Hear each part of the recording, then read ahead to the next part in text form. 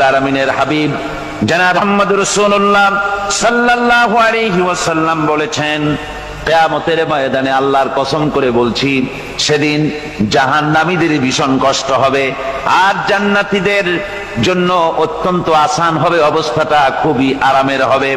নবীজি বলেন, এক ফরজ নামাজ, এক ওয়াক্ত ফরজ নামাজ আদায় করতে যে সময়টুকুন লাগে, কিয়ামতের মাঠের এই সময় এত বড় বিরাট লম্বা সময় জান্নাতীদের জন্য এরকম হালকা হয়ে যাবে।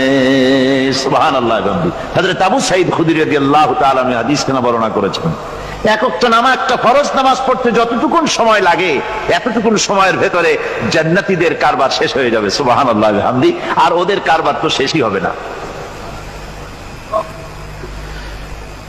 وَيَوْمَ تَشَقَّقُ السَّمَاءُ بِالْغَمَامِ وَنُزِّلَ